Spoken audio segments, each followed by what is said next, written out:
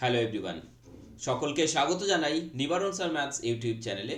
প্রাথমিক শিক্ষক নিয়োগের ইন্টারভিউ প্রস্তুতি এবং প্রস্তুতির আজকে 10 নম্বর পর্ব। 10 নম্বর পর্বে আমরা যে ধরনের প্রশ্নগুলো নিয়ে আলোচনা করতে চাই তা দেখো, একটা একটা করে আমরা প্রথমে দেখে নিই সেই প্রশ্নগুলো কি রয়েছে। শিশু কেন্দ্রিক শিক্ষা বলতে কি বোঝেন? আধুনিক যে শিক্ষা ব্যবস্থা, সেই শিক্ষা ব্যবস্থাকে শিশু কেন্দ্রিক বলা হয় কি, কেন বলা হয়? শিক্ষককে কেন শিক্ষার্থীর ফ্রেন্ড, ফিলোসোফার অ্যান্ড গাইড বলা হয়? আমরা প্রত্যেকে জানি শিক্ষক ফ্রেন্ড, ফিলোসোফার এবং গাইড। তো এটা কেন বলা হয়ে থাকে এই বিষয়ে আমরা কিন্তু বিস্তারিত আলোচনা করব। খেলার ছলে শিক্ষা, এটা বলতে আমরা কি বুঝি আর কি, সেই সম্পর্কে যদি প্রশ্ন জিজ্ঞাসা করে আমরা কিভাবে উত্তর দেব। মিড ডে মিল থেকে এই প্রশ্নটা খুবই করা হয়ে থাকে যে মিড ডে মিল নাকি পঠন পাঠনের ক্ষতি করছে। এই ব্যাপারে আপনার অভিমত কি? ক্লাস 8 পর্যন্ত পাস ফেল নেই, খুবই ভাইটাল প্রশ্ন এবং এটার উত্তর দেওয়াটাও খুবই গুরুত্বপূর্ণ। কিভাবে দেব আমরা, এটা কি আপনি সমর্থন করেন? তো এই সমস্ত গুরুত্বপূর্ণ প্রশ্নগুলো নিয়ে আজকে আমরা আলোচনা করব আজকের এই সেশনে। তার আগে সকলকে একটা জিনিস আমি একটুখানি বলে দিই, সেটা হচ্ছে ফুড এসআইয়ের যারা পরীক্ষা দেবে তাদের জন্য সম্পূর্ণ ফ্রি অফ কস্ট, একদম ফ্রি অফ কস্ট কিন্তু এই মক টেস্টটার আমি ব্যবস্থা করেছি, যেটা হচ্ছে স্যাটারডে অর্থাৎ 2 মার্চ 2024-এর সন্ধে 7টায় তোমরা কিন্তু এই টেস্ট দিতে পারবে। টোটাল 50টা কোশ্চেন যেমনটি থাকে সেই রকমই কিন্তু টেস্ট এটা ক্রিয়েট করা হয়েছে তোমাদের জন্য। টেস্ট যদি অ্যাটেম্প করতে চাও টোটালি ফ্রি অফ কস্ট, তোমরা NS career academy mobile application, link video description বক্সে রয়েছে, ইনস্টল করে নেবে। এবং তার সাথে টেটের কনসেপচুয়াল ব্যাচ কিন্তু আমি অলরেডি শুরু করেছি, ম্যাথস অ্যান্ড পেডাগজি সম্পূর্ণভাবে কিন্তু এখানে রয়েছে। 6 মাসের এই লাইভ সেশন তোমরা 1 বছরের ভ্যালিডিটি সহ মাত্র 615 টাকায় কিন্তু এই মুহূর্তে জয়েন করতে পারবে। তো চলে আসি আজকের আমাদের প্রথম প্রশ্ন কি ছিল। শিশু কেন্দ্রিক শিক্ষা বলতে কি বোঝেন? শিশু কেন্দ্রিক, আমি এর আগের দিন বলেছিলাম যে বর্তমান যে শিক্ষা ব্যবস্থা সেই শিক্ষা ব্যবস্থাকে আমরা বলি কি, চাইল্ড সেন্ট্রিক। কি বলি? চাইল্ড সেন্ট্রিক, চাইল্ড সেন্ট্রিক বা শিশু কেন্দ্রিক।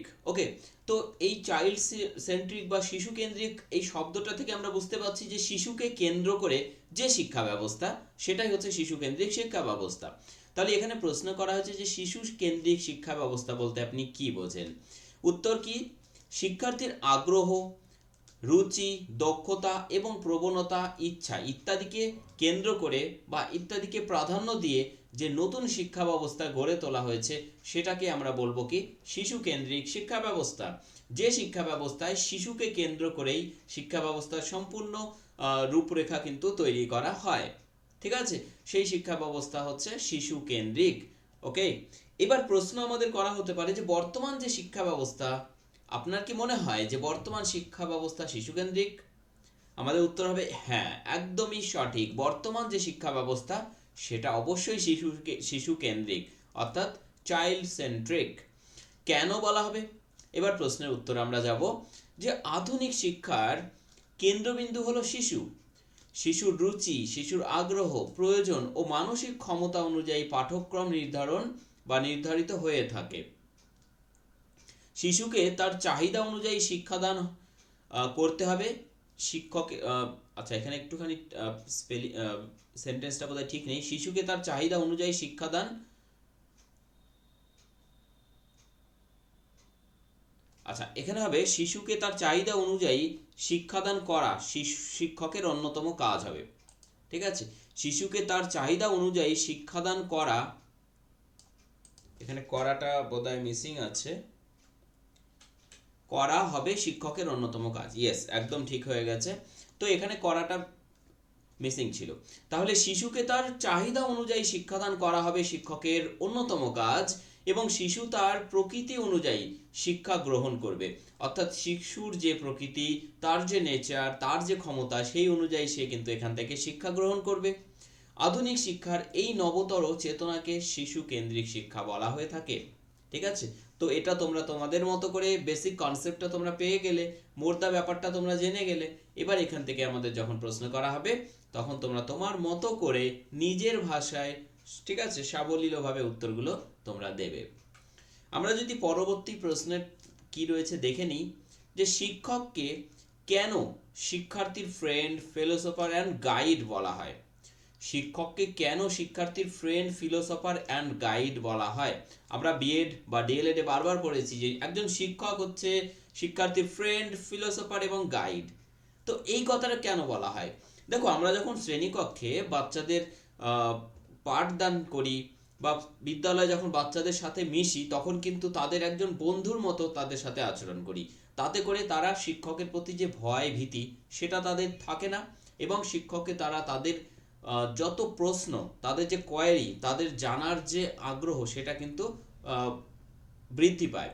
এবং শিক্ষকের প্রতি যদি একটা ভয় ভীতি কাজ করে, যদি তাদের কোনো কনফিউশন থাকে বা কোনো কোয়েরি থাকে, সেটা কিন্তু ক্লাসে শিক্ষকের সামনে বলতে তারা দ্বিধাবোধ করে এবং তারা এড়িয়ে যায় যে এই প্রশ্নটা আমার মনে আসছে, এটা কেন হয়, কিন্তু তারা কিন্তু সেই প্রশ্নটা শিক্ষকের সামনে উপস্থাপন করে না।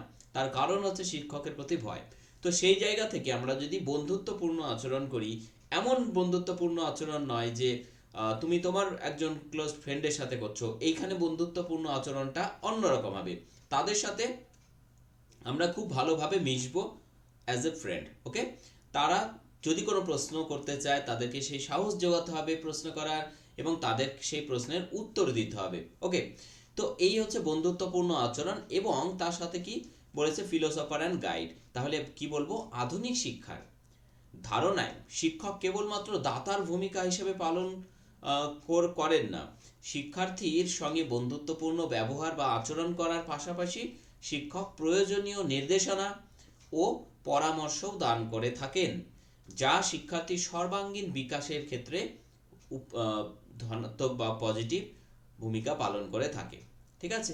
বা যা শিক্ষার্থীর সর্বাঙ্গীন বিকাশে বা বিকাশ সাধনে সাহায্য করে থাকে। ঠিক আছে? তো এইভাবে আমরা গুছিয়ে নিজের মতো করে বলতে পারি। তোমরা বারবার রিকোয়েস্ট করেছিলে যে প্রশ্নের উত্তরগুলো আমি যেন লিখে দিই, তোমাদের তাতে সুবিধা হবে। সো সেই জন্য আমি তোমাদের কথা মাথায় রেখে প্রশ্নের উত্তরগুলো কিন্তু প্রত্যেকটা লিখে দিচ্ছি ছোট ছোট করে আমার মতো করে। তোমরা এই পিডিএফটা অবশ্যই ডাউনলোড করে নিতে পারবে NS career academy mobile, NS career academy তোমাদের যে টেলিগ্রাম অ্যাপ রয়েছে সেই টেলিগ্রাম অ্যাপ থেকে তোমরা কিন্তু ডাউনলোড করে নেবে। ঠিক আছে? পিডিএফ। খেলার ছলে শিক্ষা। খেলার ছলে শিক্ষা বলতে আপনি কি বোঝেন? আমরা এখান থেকে পরিষ্কার বুঝতে পারছি যে খেলার ছলে ছলে শিক্ষা বলতে আমরা কোন জিনিসটাকে বোঝাচ্ছি। আমরা যখন শ্রেণীকক্ষে পড়াচ্ছি বাচ্চাদের, তখন কি করছি, আধুনিক যে সমস্ত বৈজ্ঞানিক শিক্ষণ পদ্ধতি রয়েছে সেই শিক্ষণ পদ্ধতি ইউজ করছি। তাদেরকে কোনো বিষয় বোঝাতে গেলে খেলার মতো করে তাদের সাথে সেই বিষয়গুলো নিয়ে আলোচনা করছি। তারা হাতে নাতে সেই বিষয়গুলো খেলছে, খেলতে খেলতে শিখছে। এর ফলে কি হচ্ছে, তাদের যে লার্নিং বা শিখন সেটা কিন্তু দীর্ঘস্থায়ী হচ্ছে, এবং শিক্ষার প্রতি বা শিখনের প্রতি তাদের যে আগ্রহ, সেই আগ্রহ বৃদ্ধি পাচ্ছে, তাদের জানার কৌতূহল বাড়ছে। টোটালি যদি আমরা বলি সার্বিকভাবে, সেটা হচ্ছে খেলার ছলে শিক্ষা, এই ব্যাপারটার ফলে তারা কিন্তু শিক্ষা জিনিসটাকে আরো নিজের মতো করে, কোনো রকম বিরক্তি ভাব যে হয় শিক্ষার প্রতি বা পড়াশোনার প্রতি, সেটা কিন্তু তাদের আর আসছে না। তো এই ব্যাপারটা আমরা কিভাবে বলবো, যে বর্তমানে বিভিন্ন বৈজ্ঞানিক শিক্ষণ পদ্ধতি ব্যবহার করে শিক্ষাদান করা হয়ে থাকে, যার ফলে শিশুরা খুব আনন্দের সাথে স্বতঃস্ফূর্তভাবে শিখতে পারে। এর ফলে তার জানার আগ্রহ বৃদ্ধি পায় এবং শিখন দীর্ঘস্থায়ী হয়। অর্থাৎ নিজেরা যখন এই পদ্ধতিতে শিখছে, সেই শিক্ষাটা কিন্তু বা সেই শিখনটা তাদের দীর্ঘদিন পর্যন্ত কিন্তু তাদের মনে থেকে যাবে। ঠিক আছে? ইহাকে আমরা খেলার ছলে শিক্ষা বলে থাকি। পরবর্তী প্রশ্নে চলে যাব। যারা ভিডিওটি দেখছো অবশ্যই প্রত্যেকে লাইক করবে এবং চ্যানেলটিকে সাবস্ক্রাইব করে রাখো। অবশ্যই তোমাদের কিন্তু চ্যানেলটি খুবই কাজে লাগবে। অনেকেই বলে মিড ডে মিল নাকি পঠন পাঠনের ক্ষতি করে। তো এই সংক্রান্ত প্রশ্ন যদি করা হয় যে আপনার কি মতামত এই ব্যাপারে, এই প্রশ্নটার উত্তর সরাসরি আমরা বলবো কি যে না, মিড ডে মিল পড়াশুনো বা পঠন পাঠনের ক্ষেত্রে কিন্তু ক্ষতি করে না বা ক্ষতি সাধন করে না। আমি এই ব্যাপারে একদমই একমত নই। ঠিক আছে? তো তুমি কি বলবে, যে শুধুমাত্র বড় শহরের কয়েকটা বিদ্যালয় বা স্কুল দেখলে চলবে না, আমরা যদি একটু গ্রামের দিকে যাই বা গ্রামাঞ্চল বা আর্থিক পিছিয়ে পড়া এলাকায় যদি যাই, তাহলে দেখা যাবে যে সেইখানে ছোট শিশুদের কাছে এটা কতটা দরকারি। অর্থাৎ মিড ডে মিল সেই সমস্ত শিশুদের কাছে খুবই দরকারি, কারণ শুধুমাত্র শিক্ষা দিয়ে কিন্তু তাদের সুস্বাস্থ্য গড়ে তোলা যাবে না। তার জন্য প্রয়োজন উপযুক্ত পুষ্টি। তো আমরা যদি শিক্ষার সাথে সাথে তাদের সেই পুষ্টির যোগান দিতে পারি, তাহলে শিক্ষাটাও তারা আরো ভালোভাবে গ্রহণ করতে পারবে। না হলে কি হয়, যে শিক্ষা থেকে তারা দূরে চলে যাচ্ছে, ড্রপ আউট হচ্ছে, সেই ব্যাপারটা কিন্তু আর আসবে না। ঠিক আছে, তো আমি এখানে একটু অন্যভাবেই লিখেছি, যদিও যে গ্রামাঞ্চল ও আর্থিকভাবে পিছিয়ে পড়া এলাকায় গেলে দেখা যাবে ছোট শিশুদের কাছে এটা কতটা দরকারি। তাদের শিক্ষার সাথে সাথে উপযুক্ত পুষ্টির জন্য মিড ডে মিল প্রয়োজনীয়। ঠিক আছে, এবং এটা পঠন পাঠনের ক্ষতি করে না। ওকে, এভাবে তোমরা বলবে। এবং তারপরে আমরা চলে যাচ্ছি next most most most important question, এবং খুবই ভাইটাল কোশ্চেন এটা। বলবে যে ক্লাস 8 পর্যন্ত পাস ফেল নেই, এটা কি আপনি সমর্থন করেন? দেখো, এই প্রশ্নটা উত্তর দেওয়ার সময় খুবই সমস্যা তৈরি হয়। কারণ হচ্ছে, আমি এর আগেও বলেছিলাম, যে পদ্ধতিটা অলরেডি চলছে বা গভর্নমেন্ট যে পদ্ধতিটাকে সমর্থন করছে, সেটার এগেনস্টে যাওয়ার খুবই কিন্তু কঠিনতম একটা কাজ। ঠিক আছে, কারণ তার এগেনস্টে তুমি যে লজিক দেবে, এবার তোমার মনে হতে পারে যে আমি যে লজিকটা দিচ্ছি সেটা যদি সঠিক হয়, তাহলে সরকার তার বিপরীত কাজটা কেন করছে? প্রশ্ন সেখান থেকেও হতে পারে, তাহলে সরকার যেটা করছে আপনি কি তাহলে বলতে পারেন যে তারা ভুল করছে? তো এরকম কিছু প্রশ্ন তৈরি হয়। ওকে, তো এখানে আমরা উত্তর দেওয়ার সময় খুবই উত্তরটা কিন্তু সুন্দরভাবে গুছিয়ে নিয়ে বলবো। ওকে, তো এখানে অষ্টম শ্রেণী পর্যন্ত পাস ফেল নেই, এটা আপনি সমর্থন করেন? আমরা বলতে পারি যে না, এটা আমি সম্পূর্ণভাবে, এই সম্পূর্ণভাবে শব্দটা আমি এখানে রেখেছি, এটা আমি সম্পূর্ণভাবে সমর্থন করি না। ঠিক আছে, তার মানে পাস ফেল নেই এটা সম্পূর্ণভাবে সমর্থন করি না। তো এখানে তোমরা এটাও বলতে পারো যে সমস্ত প্রথা বা কিছুরই একটা যেমন ভালো দিক রয়েছে, খারাপ দিকও রয়েছে। তো আমরা যদি দেখি যে পাস ফেলের কিছু খারাপ দিকও রয়েছে, সেই খারাপ দিকগুলোর কারণে আমরা বলতে পারি যে পাস ফেলটা নেই, এটা কিন্তু সমর্থনযোগ্য নয়। ঠিক আছে, তো আমি তার মধ্যে কিছু কারণ দেখিয়েছি যে পাস ফেল থাকা উচিত বলে আমি মনে করি। কারণ শিক্ষার্থীরা পড়াশুনো না করলেও ক্লাস 8 বা অষ্টম শ্রেণী পর্যন্ত পাস করে যায়।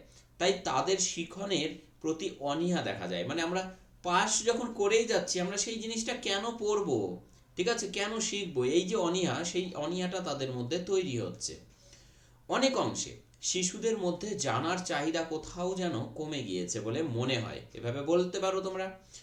এছাড়াও পাস ফেল না থাকায় একটা পাস ফেলের ভালো দিকও এখানে উল্লেখ করে দেবো আমরা। ঠিক আছে, কারণ সম্পূর্ণভাবে সমর্থন করি না, কোন জায়গাটায় সমর্থন করি সেটা হচ্ছে এটা, যে ড্রপ আউট কিছুটা হলেও কমে যায় পাস ফেল না থাকার কারণ, সেটা আমি সেই জন্য মেনশন করে দিয়েছি। যে এছাড়াও বলা যায় যে পাস ফেল না থাকায় ড্রপ আউটের সংখ্যাটা কমেছে, কিন্তু সার্বিকভাবে শিক্ষার মান কিছুটা হলেও নিম্নমুখী পাস ফেল না থাকার ফলে। যারা ইন্টারভিউয়ার রয়েছেন তারা অবশ্যই এটাও মানবেন যে অবশ্যই পাস ফেল থাকাটা দরকারি, কারণ তারাও কিন্তু কোনো বিদ্যালয় বা কোনো স্কুলে বা কোনো কলেজ বা ইউনিভার্সিটিতে কিন্তু পড়াচ্ছেন, তারা এটা ফিল করতে পারেন যে পাস ফেলটা দরকারি ছিল। ঠিক আছে, তো এই উত্তরটা আশা করি তারা গ্রহণ করবেন। ওকে, তো আজকের সেশন আমি এখানেই শেষ করছি। প্রত্যেকে ভালো থাকবে। আগামীকাল ঠিক রাত্রি 9টায় তোমাদের সঙ্গে দেখা হচ্ছে। প্রত্যেকে ভালো থাকো, সুস্থ থাকো। Thank you so much. Bye, take care.